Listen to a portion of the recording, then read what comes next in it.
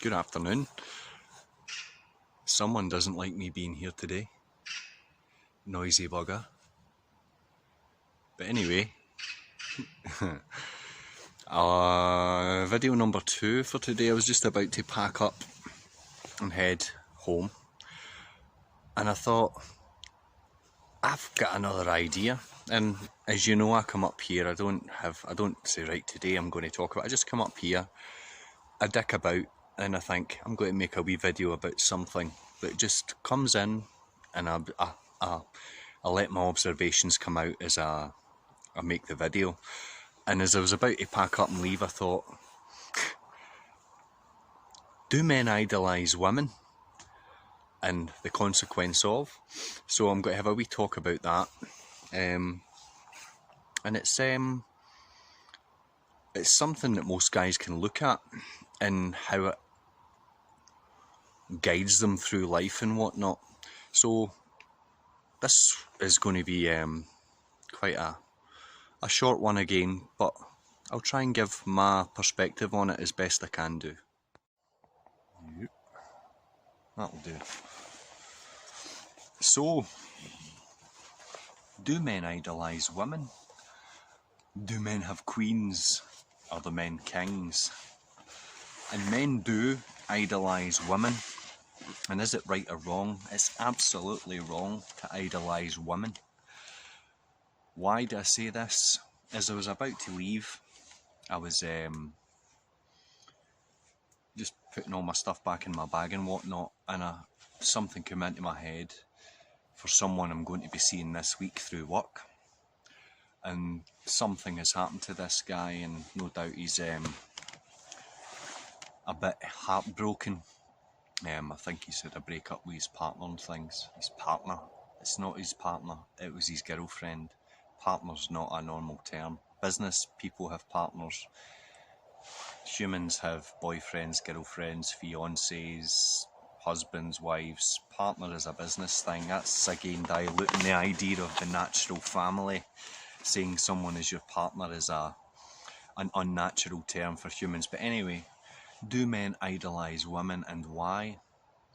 I think it all stems from childhood, and this is coming from my perspective, from lived experience. And in Scotland, for the most part in the Central Belt, ask yourself this: the majority of people you know, do they come from families where the man, the father, was the head of the house, or was the woman the head of the house? And in most cases, and including mine growing up, it was the mother or the mum was the head of the house. Sorry, knife's poking into me. So what that does, it gives you this false order of life. Now, most of you know that I believe in the order of God and Christ, Christ and man, man over woman and woman over children. And when this order is followed, things go smoothly. The man gets his strength from above and it works its way down. And when that's from God down to the children, and it goes through an order. When order is reversed, when the children are dictating to the mothers are dictating to the husbands or the boyfriends or the fiancés, and the fiancé is playing God, then you're in hell. So when love's come from the top down, you're in heaven. When love comes from the bottom up, you're in hell. Now in my case, my mum was the top of the house, so she made all the rules. So that household was ruled by negatives and fear and anger and violence and all these things, which led to a very unstable, not so smooth upbringing that affected myself and others because the order wasn't there.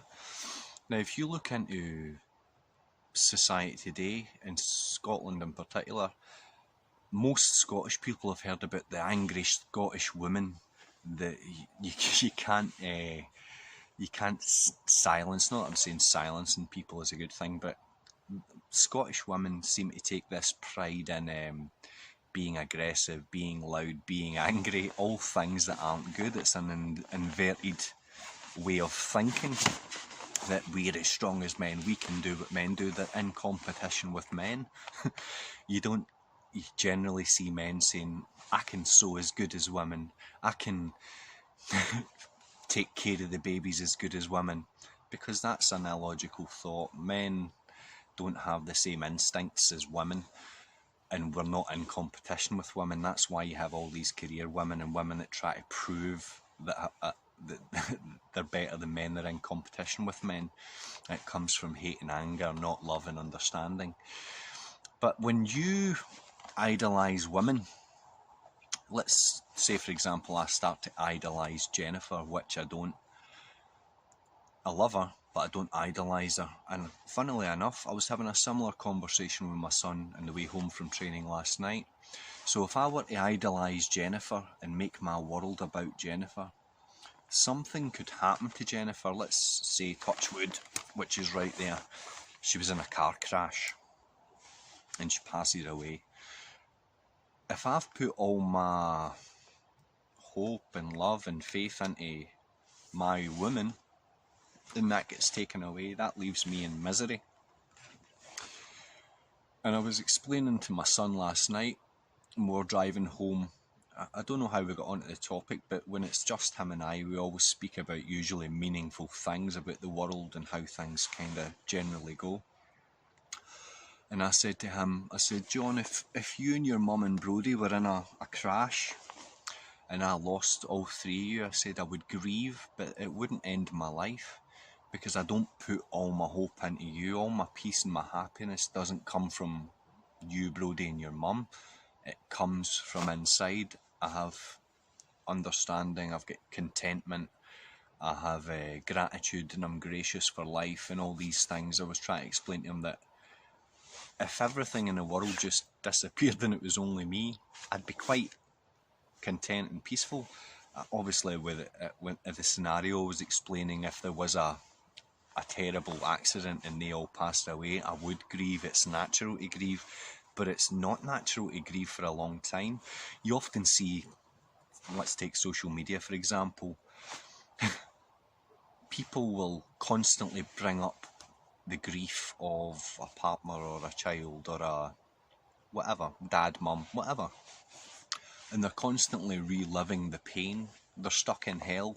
If you're in pain, if you're in emotional hurt and anguish, and you relive it every year, and then you express to the world, fair enough that a certain date of a certain time of year, every 5th of November, I always remember an old friend's dad who passed away on the 5th of November, because I really liked the guy, but I don't go over the grief of the guy passing every year. I acknowledge it, but I wouldn't think to share with the world that on this day this guy died. But why do people do that?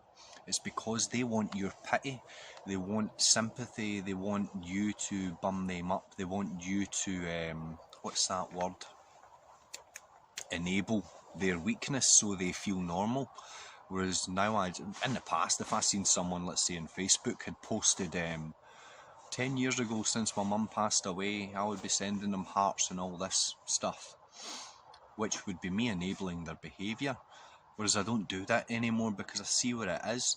Because if you're in a feeling where you're feeling pity or sympathy and things for someone, A, you're judging that person, and B, you're in a weak place. So if they then ask you to do something, you're going to be more inclined out of pity and judgment to do something that you wouldn't ordinarily do. It's a form that's ingrained into the subconscious to psychologically manipulate people. Now back to idolising women.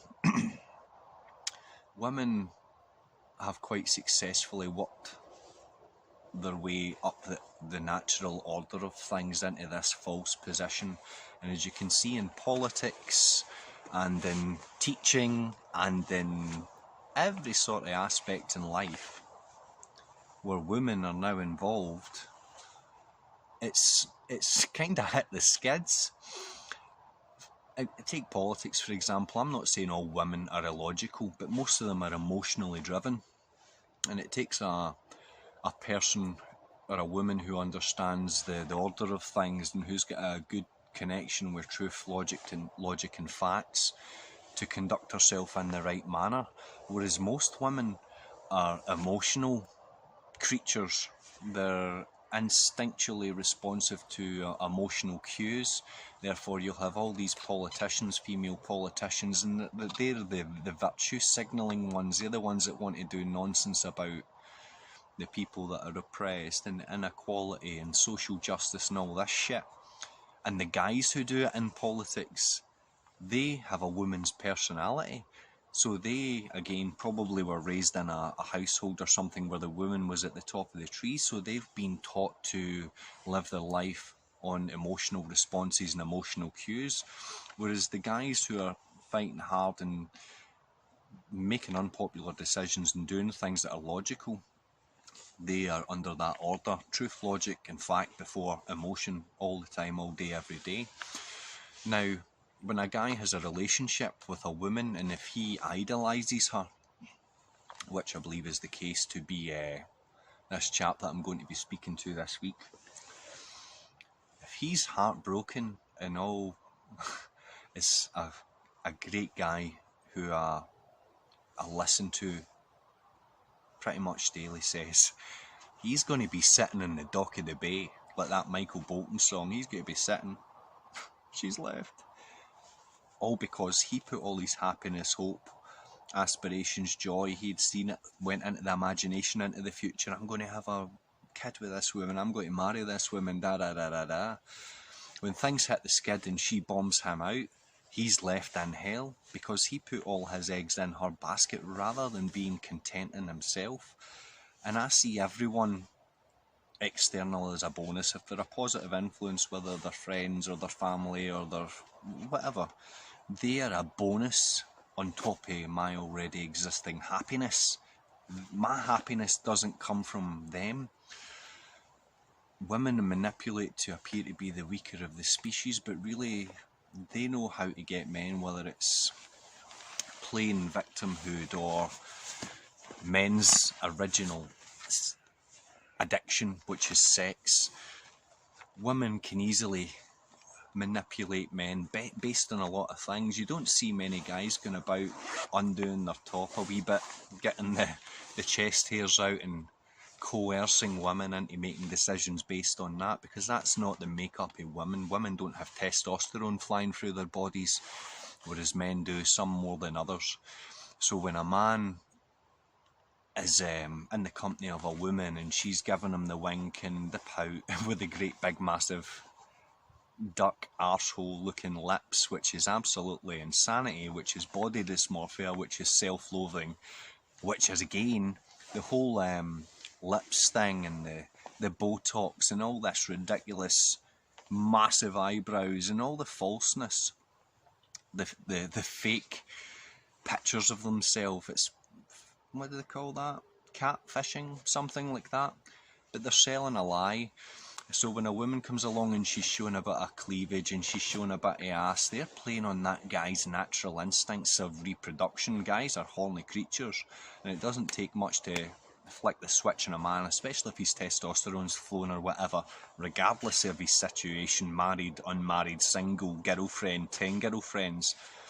If someone can appeal to that primal nature of a man, then you can influence them. Same as the person who goes over the anniversary grieving. It's all to influence, it's all to get something out of that guy, because usually guys haven't been told this by their dads and stuff. Don't be manipulated by these women. But yes, men do idolise women, and yes, it is absolutely wrong. If you love and have peace and contentment with yourself, no one can put you so low where you're sitting in the dock of the bay crying, listening to bloody sad songs and feeling sorry for yourself. You might take a bit of a step back to reflect on what's happened, but you must learn not to let it do again. And why did it happen? Because you had put all your eggs in that basket. You had idolised something you shouldn't. In the Bible it's called idolatry. Have no other gods before me. And again, that comes back to the order of things. God and Christ, Christ and man, man over woman, and women over children.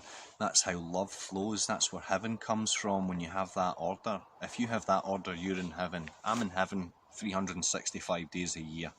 Whether there's lockdown, whether there's work, there's not. I've always got peace knowing that the order of things is going to keep me good.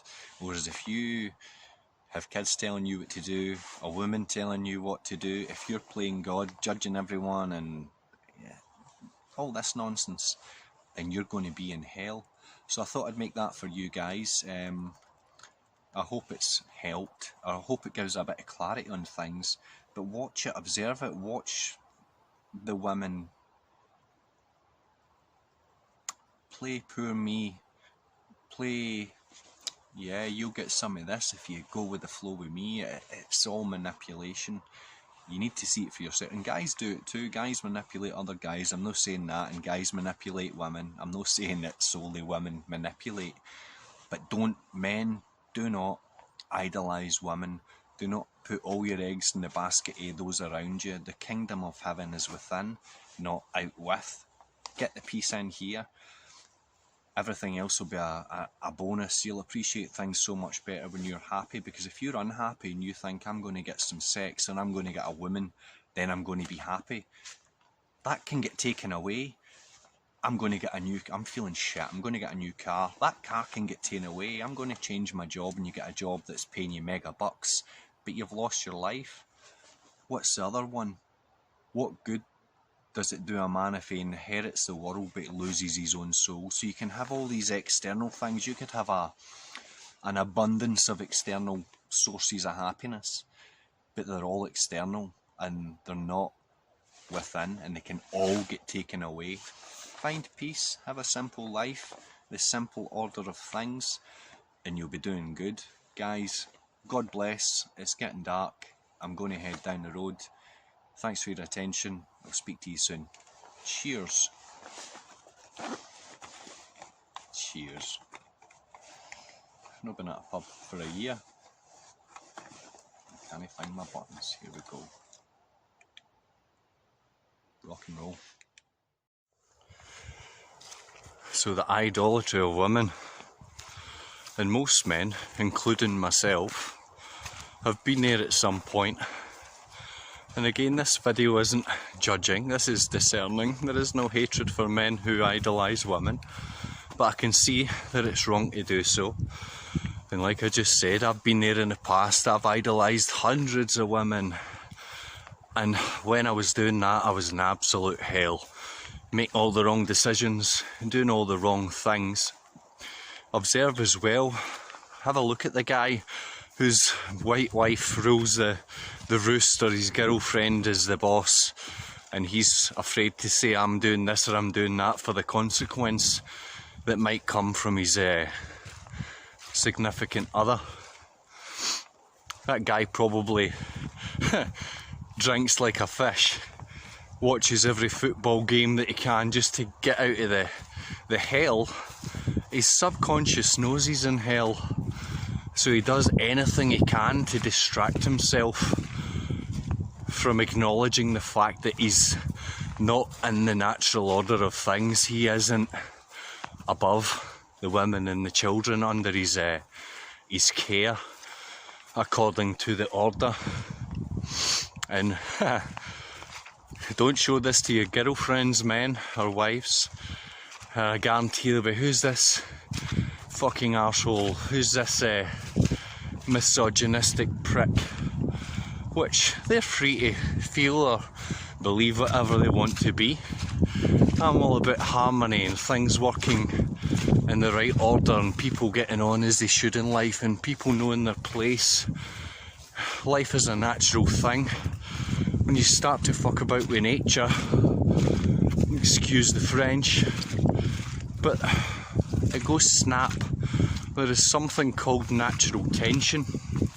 For example, this is when the wind blows in this big tree up here. The tree will stand for so long, but if the wind blows and blows, that tree will snap. That's called natural tension. when there's a big rock in a river and the river's rushing over it, that rock is going to corrode and erode. The river is going to win. When you try and make yourself go through life against the natural order of things, you can take it for so long, but like an elastic band, you'll only be able to pull it so far before it snaps. And so when it snaps, it's going to hit you in the face. So this is just a heads up. Have a bit of a look at your life as I did mine. Sort it out, get the order correct, and you'll have absolute peace, and you won't have your faith in things out with yourself. You'll have faith in yourself because you'll know you're in order, not out of order. And everyone under you who's in that order will also have peace and will also have a good life. So anyway, God bless. Catch you later. Bye-bye.